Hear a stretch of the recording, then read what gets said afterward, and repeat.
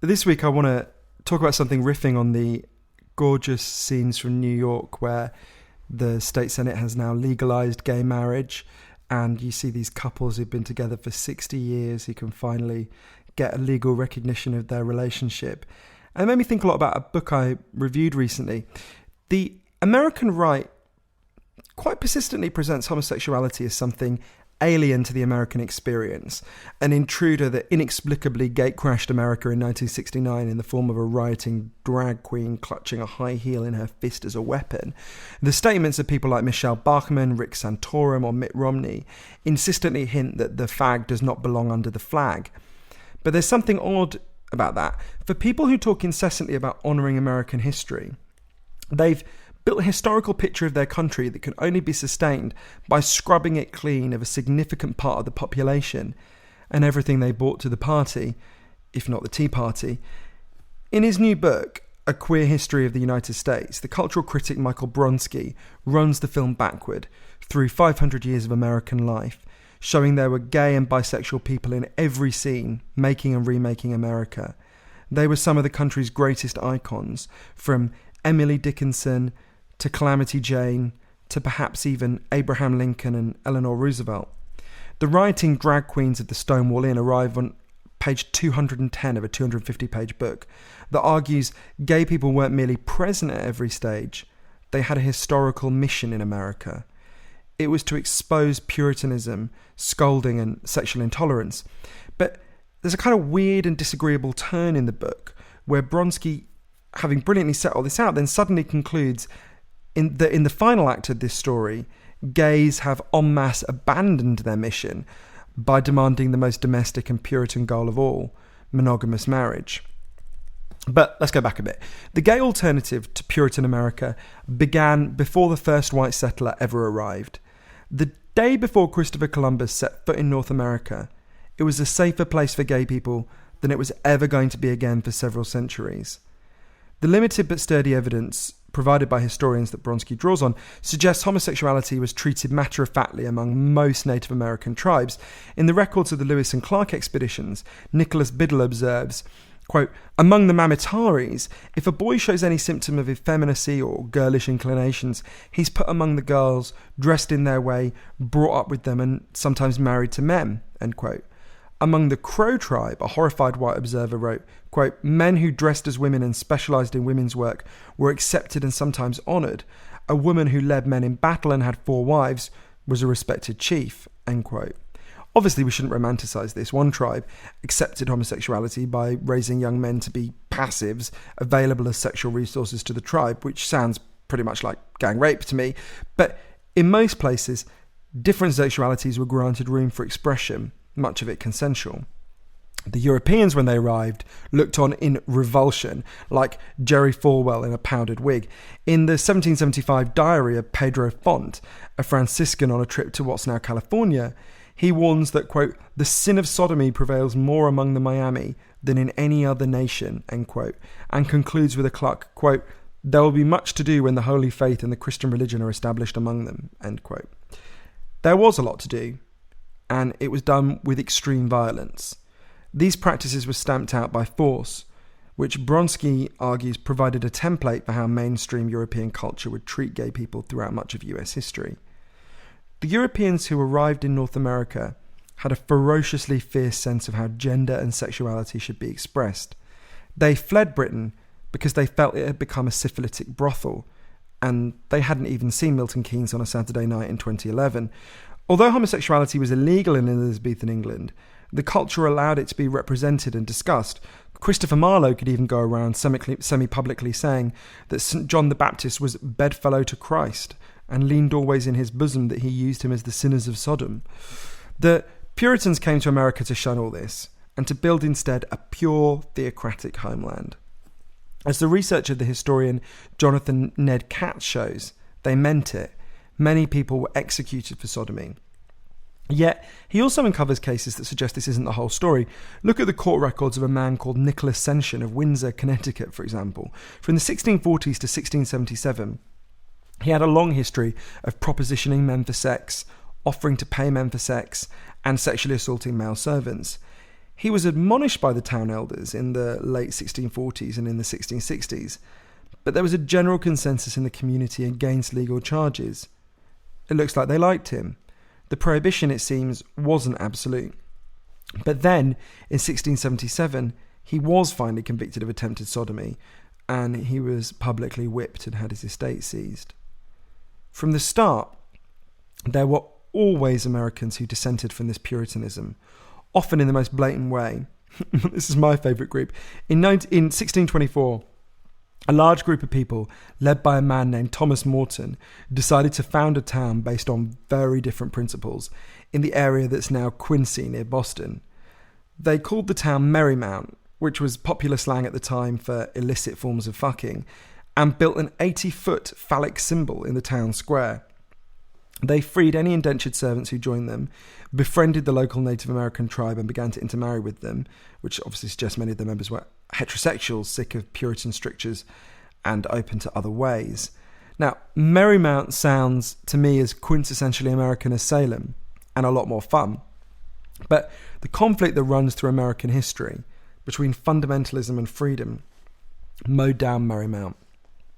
In 1629, after a 5-year-long prefiguring of life in South Beach or West Hollywood, the local Puritans invaded the town and dismantled it brick by brick. Unfortunately, history doesn't record what they did with the 80-foot phallus. Morton was deported back to London, where he became one of the most eloquent critics of the genocide of the Native Americans in all of Europe. The Puritan spirit was soon diluted by a flood of new immigrants who weren't drawn by their religious vision, but by economic opportunities. Between 1700 and 1720, the population almost doubled to 470,000. But obviously it remained a fiercely sexually repressed society. In 1775, a young woman called Jemima Wilkinson had a chronic fever and announced that Jesus Christ had entered her body and stopped her from being a woman. She would no longer be called male or female, she was now neuter. She travelled across America raging against sexuality of any kind and saying nobody should ever have sex again.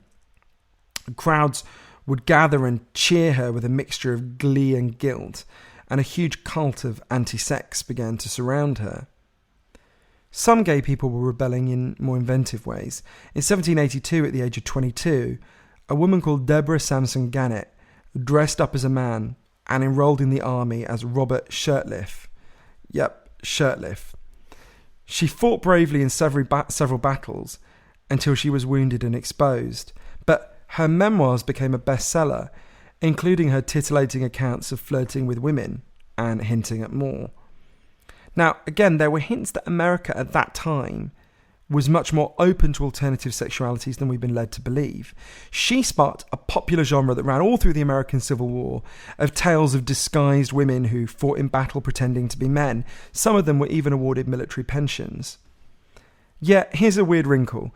The ideas of the Enlightenment were at the core of America's founding, but they didn't percolate into its view of sexuality until much later. In France, the implications of Enlightenment values for gays were obvious almost immediately. In 1789, the French Assemblée Nationale declared that liberty consists in the freedom to do anything which injures no one else, and so they abolished all punishments for sodomy. The United States kept, elaborated on, and enforced its sodomy laws for another 212 years. Why? The historian R.A. Moore has tried to unpack how societies create dangerous groups that need to be shunned, whether it's Jews, heretics, lepers, gays, in his book The Formation of a Persecuting Society. And Bronsky seems to subscribe to his perspective.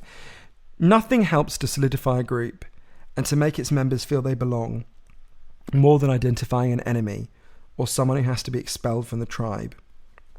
To have us, you need to have them. Perhaps precisely because America was admirably a country of immigrants, it needed to cling to the embers of Puritan homophobia to reinforce its fragile sense of unity. It was only in 1869 that the Hungarian writer Karl Maria Kertbeny coined the word homosexual and began to describe the phenomenon scientifically. But as Bronsky tells it, the real break in the American conversation about gays came from a source that is often overlooked: the anarchists of the late 19th and early 20th centuries. And for God's sake, please no one tell Glenn Beck, or we'll have a fucking flowchart showing that gay marriage ineluctably leads to anarchy, which ineluctably leads to George Soros. We can live without that. Writers like Alexander Berkman and Emma Goldman were the first to point out and put forward 3 crucial points that transformed the debate. Bronsky celebrates their challenge to narrowly constrained domesticity. They argue, he writes, that sexuality is natural and positive, that sex can be solely about pleasure, and that if consensual, sex should not be the subject of any laws.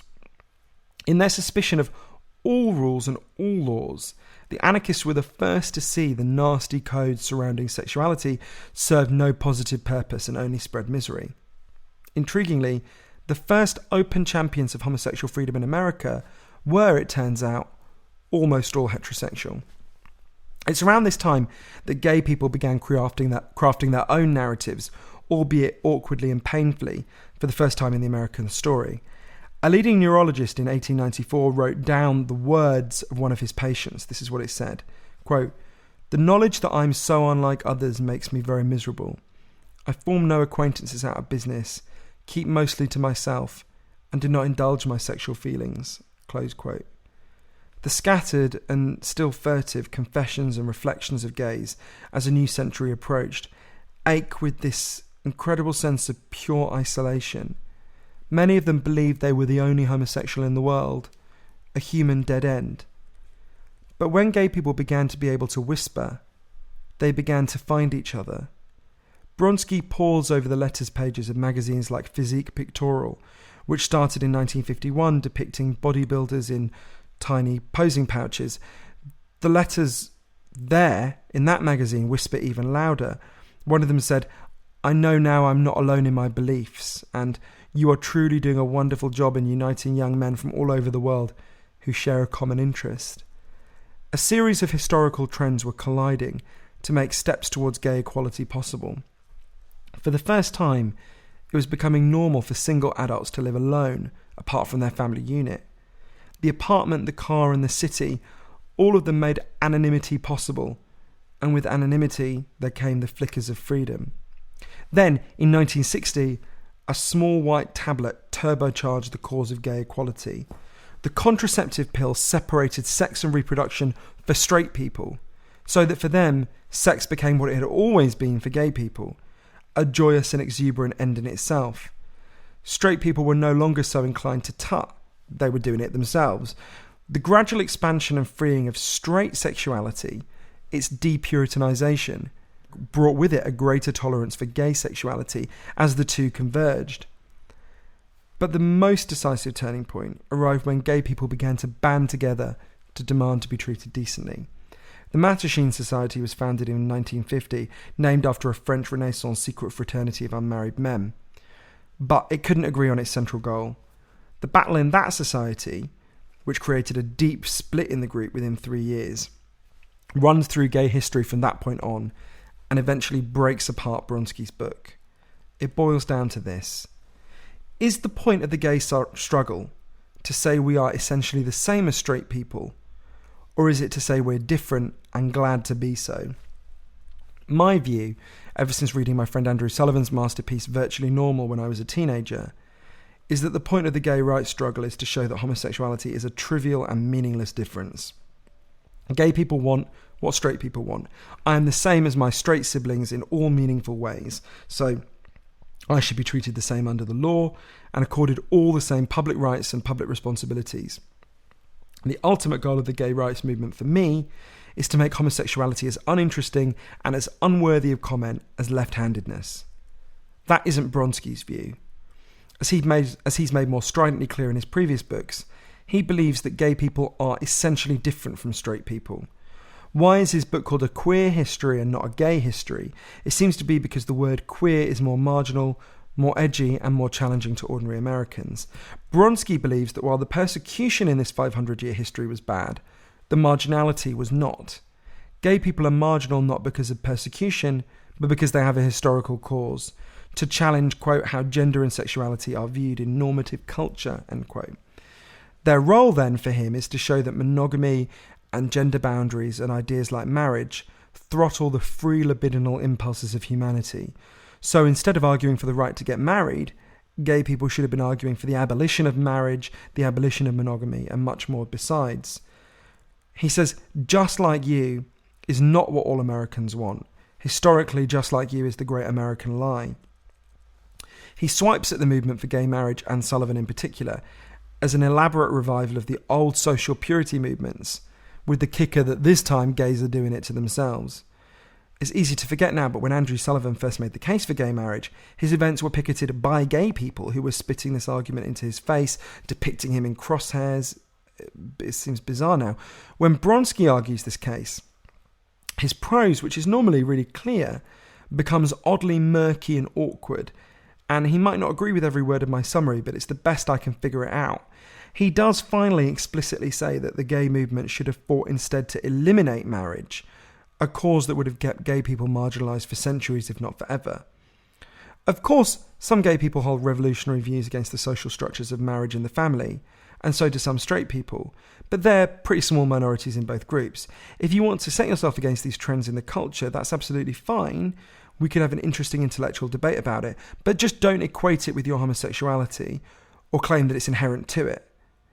When Bronsky suggests that gay marriage, quote, works against another unrealised American ideal, individual freedom and autonomy, end quote, he's bizarrely missing the point. No one is saying gay people have to get married, only that they should have a legal option if they want it. If you disagree with marriage, don't get married. Whose freedom does that restrict? It's bizarre that Bronsky, after this really rousing historical rebuttal to the right-wing attempts to write gays out of American history, ends up agreeing with Santorum, Beck and Bachman that gay people are inherently subversive and revolutionary, longing for the basic institutions of the heterosexual world to be torn down. There's a whole gay pride of people marching through Bronsky's book who show it ain't so. I can see them now, marching down the centre of the Mall. The Native American chief with her 4 wives, Nicholas Senshin with the whip marks on his back, the residents of Merrymount holding aloft their 80-foot phallus, Deborah Sampson Garnett dressed in her military uniform as Robert Shirtliff, and the men from Physique Pictorial in their posing pouches, amazed to discover they're not alone. Yes, they were all Americans. And no, they didn't choose marginality and exclusion. They were forced onto the margins. It would be a betrayal of them, not a fulfillment, to choose to stay there, angrily raging, when American society is finally on the brink of letting them into its core institutions on the basis of equality at long last.